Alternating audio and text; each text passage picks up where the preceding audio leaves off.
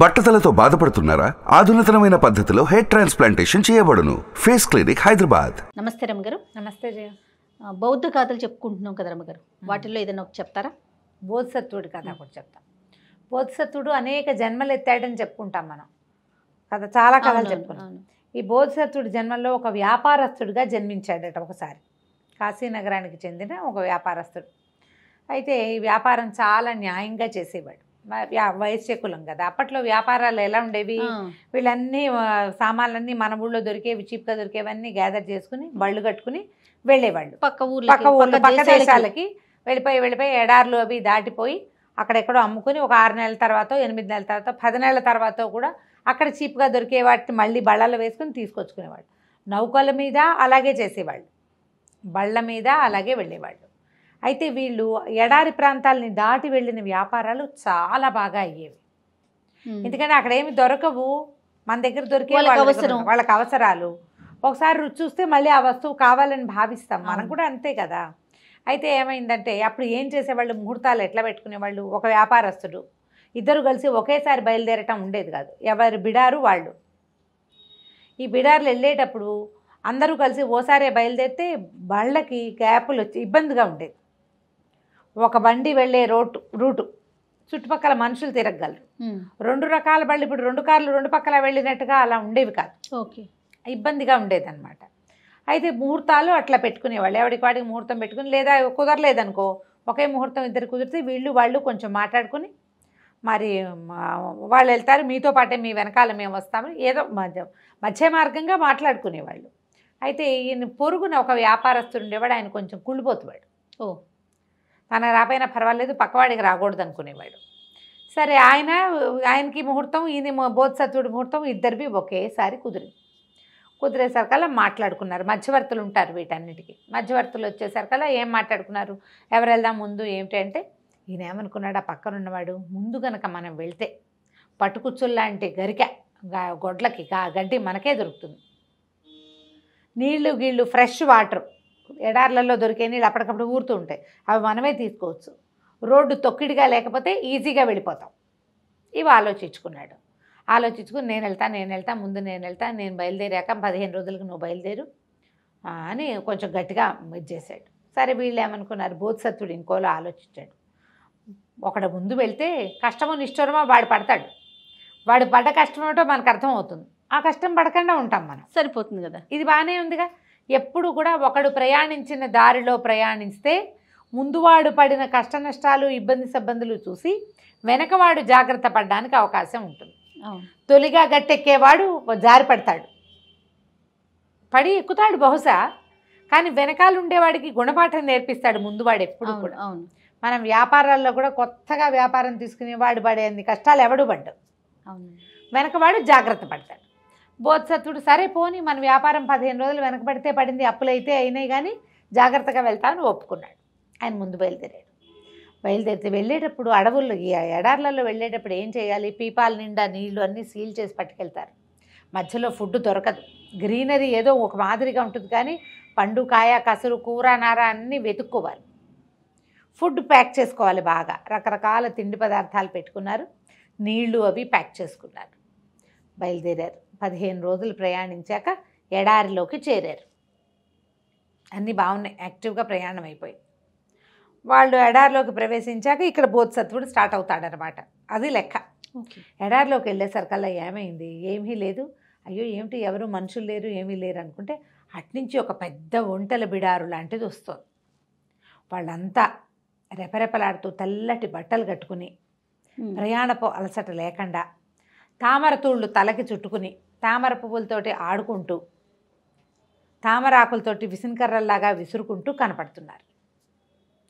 కనపడేసరికల్లా వాళ్ళు ఎంత అందంగా ఉన్నారు, దేవతా పురుషులల్లే ఉన్నారు వాళ్ళంతా, భలే బాగున్నారు.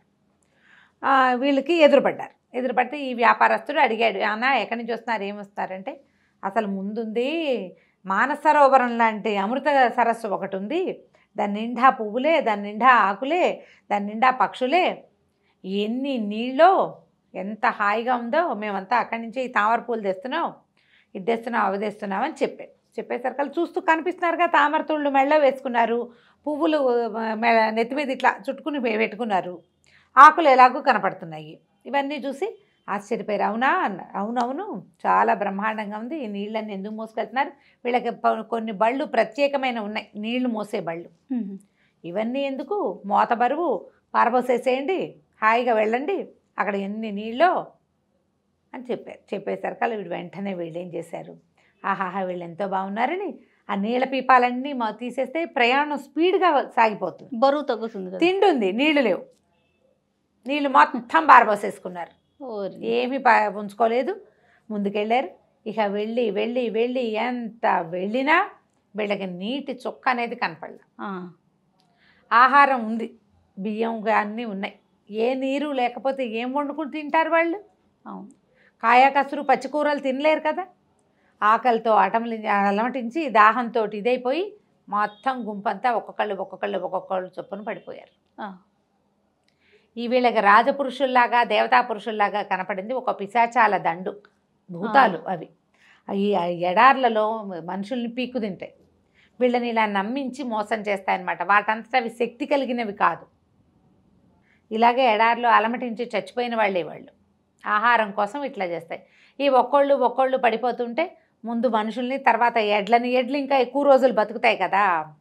మనుషుల కావాలనే వెంటనే చచ్చిపోవు, ఆహారం లేకపోతే 4-5 రోజుల్లో పోవు. వీళ్ళు దాహంతో చచ్చిపోయారు. అవి కూడా వీళ్ళ దగ్గర ఎడ్లున్నాయి, తర్వాత ఒంటెలున్నాయి, అన్నిటినీ శుభ్రంగా తినేసినాయి. వీళ్ళు ఇదంతా జరిగిపోయిన 15 రోజులకి బోధిసత్వుడు అండుకో అడవిలోకి ప్రవేశించారు, ఇక ఎడారిలోకి ప్రవేశించారు. కొంచెం ముందుకు వెళ్తుంటే అట్నుంచి పెద్ద రాజసమూహం లాంటిది వచ్చి పలకరించారు. మీరెవరు ఏమిటి అంటే, మేము కూడా అటుపక్క వ్యాపారం చేసి వస్తున్నాము, బళ్ళు కనపడుతున్నాయి, మనుషులు కనపడుతున్నారు, చక్కగా అందంగా ఉన్నారు, ఎంత వానో, విపరీతమైన వాన. ఆ పక్క సరస్సులన్నీ ఇదైపోయి ఉన్నాయి, వానలో తడుచుకుంటూ వచ్చాము మేమని. తడిసిన బట్టలు అవి చూపించారు, బట్టలు తడిసిపోయి తల తడిసిపోయి ఉంది వాళ్ళది. ముందుసారి ఏం చెప్పారు, సరోవరంలో నీళ్లు ఉన్నాయని చెప్పారు ముందు వాడికి. వీళ్ళకేమో అంతా వానకి తడిసిపోయి నానిపోయి వచ్చాం, ఎంత వాన కురిసిందో అక్కడ అని చెప్పి అన్నీ పారబోసేసేయండి నీళ్ళు అంటే, బోధిసత్వుడు వీళ్ళు మిగిలిన వాళ్ళు ఉత్సాహపడ్డారు. నీళ్ళ మొత్తం తగ్గిపోతే సగం బరువు తగ్గిపోయినట్టు, పారబోసేద్దాం, ఉండండి అన్న తొందరపడకండి, నీళ్లు కనపడ్డప్పుడు పారబోస్తానులేండి, కనపడ్డాక పారబోస్తాము అని చెప్పేసరికి వాళ్ళు బాగా నచ్చ చెప్పడానికి ట్రై చేశారు. ఏం చేసినా ఇతను ఒప్పుకోవాలి. ఇంకేం చేయలేక ఆ గుంపంతా వీళ్ళ పక్క నుంచి వెళ్ళిపోయారు. ఇవి 2 దారులు అనమాట, వెళ్ళే వాళ్ళది ఒక దారి, వచ్చే వాళ్ళది ఒక దారి. ఇంకా తప్పలేదు మరి, ఎదురుగుండా వచ్చిన వాళ్ళు ఎంతసేపు వీళ్ళని పట్టుకు బయలుదేరతారు. అవును, మీరు వెళ్ళండి, మేము బయలుదేరతామన్నాడు. వాళ్ళు వీడి పక్క నుంచి వెళ్ళిపోయారు, చూస్తున్నారు. ఇంకేం చేయలేక వాళ్ళ దారిని వాళ్ళు ఇంకో సమూహాన్ని వెతుక్కుంటూ వెళ్ళారు. ఈ జనం అంతా అన్నారు, ఎందుకండి ఇంతంత మోతలు, నీళ్ళు పారబోసేద్దాము అంటే ఈయన ఒప్పుకోలే. వీళ్ళు వర్షం అన్నారు, అంత వాన కురిసింది, బాగానే ఉంది. మనము ఆ ఎడారికి ఈ పక్కన ఉన్నాం, చిన్న మెరుపైనా కనపడిందా మనకి కనీసం 10 యోజనాల దూరంలో వాన పడినా ఆకాశంలో తేడా కనపడుతుంది. సూర్యుడు ఒకే రకంగా ఉన్నాడు, పైగా గాలిలో తడి ఉందా ఎక్కడైనా? అక్కడెక్కడో వాన పడుతుంటే మనకేం రావాలి, ఇది మట్టి వాసన రావాలి, గాలిలో తడి రావాలి, తేమ ఉండాలి, ఏమీ లేదు. ఒక చిన్న మెరుపు లేదు, ఉరుము లేదు, పోని కింద కనపడదు, నీరు కనపడదు, ఆకాశంలో అయినా కనపడాలి కదా. వీళ్ళని ఎట్లా నమ్ముతాం మనం? పైగా అంత నానిపోయి ఉన్నారేమిటి, వానతో తడిసిపోయిన వాళ్ళు ఇక్కడ దాకా వచ్చేసరికల్లా ఆరిపోవద్దు. వాళ్ళు తడిసిపోయి ఉన్నారంటే నేల కూడా తడిచి ఉండాలి, నేల తడవటల్లా, వాళ్ళ ఒంటి మించి నీళ్లు ఉన్నాయి, కింద మాత్రం తడవట్లా. అంటే వీళ్ళు మనుషులే కాదు, బహుశా గుర్తించాడు ఆయన, ఆలోచించాడు. అవతల వాళ్ళు వాన పడుతోందంటే అవును, వాళ్ళు నానుకుంటూ వస్తే వాళ్ళు వచ్చిన దారంతా తడి ఉండాలి, ఏమీ తడలేదు. అప్పటికప్పుడు అదొకటి సృష్టించి చూపిస్తున్నారు అంతే. వాళ్ళు వద్దన్నాడు. ఇంకొక 6-7 రోజులు ముందుకెళ్ళేసరికల్లా వీళ్ళకి ఎడ్ల బళ్ళు, గొడ్లు లేవు, అస్థిపంజరాలు, సామాన్లతోటి నిండి ఉన్నవి కనిపించింది. వీళ్ళు వ్యాపారాన్ని తీసుకెళ్లారు, వ్యాపారపు సామాన్లన్నీ ఇక్కడే ఉండిపోయినాయి. ఆ పిశాచాలు అవేవి తినవు, మనుషుల్ని మాంసం తినేసినాయి, గొడ్లను తినేసినాయి, బళ్ళు అలాగే పడున్నాయి. ఎక్కడ పడితే అక్కడ అస్థిపంజరాలు, మనుషులవి జంతువులవి కూడాను. అయ్యో పాపం మన ముందు వచ్చిన వ్యాపారస్తుడు ఇలా అయిపోయినట్టున్నాడని భావించి వీళ్ళు ఏం చేశారు, ఆ మొత్తం లోపల ఉన్న సామాన్లన్నిటికీ వీళ్ళ దగ్గర ఎక్స్ట్రా ఉన్న వాటిని కట్టి కొన్ని ఒట్టిగా ఒంటెలు తీసుకెళ్తారు వచ్చేటప్పుడు పట్టుకురావడానికి వీలుగా. ఆ ఒంటెల్ని ఆ బళ్ళకి కట్టి ఆ సామాను కూడా తమే పట్టుకెళ్ళిపోయి వ్యాపారం చేసుకున్నారు. తిరిగి వచ్చేటప్పుడు మళ్ళీ అలాగే నీళ్ళ పీపాలతోటే వచ్చి ఏ భూతాలకి దొరకకుండా మొదట పక్క వ్యాపారస్తుడు ఉన్నాడు కదా, అతని కుటుంబానికి అతని డబ్బులు అమ్మిన డబ్బంతా అప్పచెప్పారు. సఫలమైన యాత్ర, ఏ యాత్ర అయినా సఫలం అవ్వాలంటే మనం ముందు వెనక చూడాలి. ఏదైనా కొత్త ప్లేస్కి వెళ్తాం, ఏం చేస్తాం మనం? ఓ టూరిస్ట్ గైడు, వాతావరణం అక్కడ ఏమున్నాయి, అక్కడ చలిగా ఉంటుందా, అక్కడ వర్షాలు పడతాయా, బండ దుస్తులు పట్టుకెళ్ళాలా అక్కర్లేదా, పల్చటి బట్టలు పట్టుకెళ్ళాలా, ఇవన్నీ కనుక్కో. అవును అవును. ఎక్కడికైనా వెళ్ళేటప్పుడు ఎట్లా ప్లాన్ చేసుకోవాలి అనేది ఆలోచించి చెయ్యాలి. ఈ కథ అందుకు చెప్పబడింది. దాదాపుగా 1950లోనే ఎప్పుడో రాయబడింది. చాలా బాగుందండి. నమస్తే. నమస్తే.